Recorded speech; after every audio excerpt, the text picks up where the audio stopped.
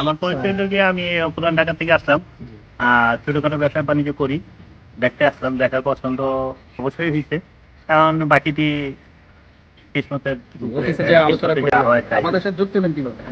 ওই কিভাবে বন্ধু-বান্ধবের সাথে একজনের সাথে একজন যেহেতু একই এলাকায় থাকি, কেউ একেকটা কাজকর্ম করে।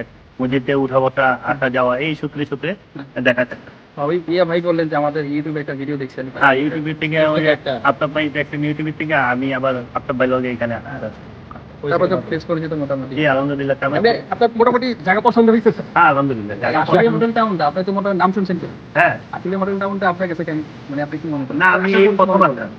আমি আসলাম, শুনছি তো অনেক আগে। এখন আসার পরে কি মনে হলো যে এখানে হ্যাঁ, কেন করা উচিত?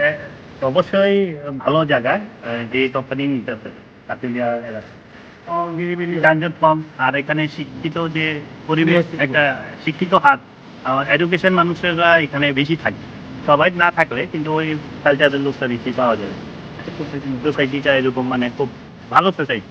সতর্কতাটা কেমন? কোম্পানি যেন হচ্ছে আগে সতর্ক তো অবশ্যই। সতর্ক প্রথম রুল হলো আমাকে আগে চিনতে হবে সবকিছু। জি।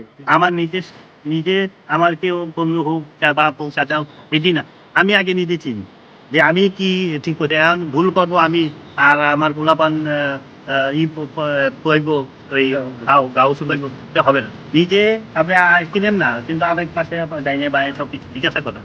লেনদেন একেবারে যেটা সব থেকে বড় লেনদেন হলো প্রধানের আয়তে যেভাবে আছে ওইভাবে করে।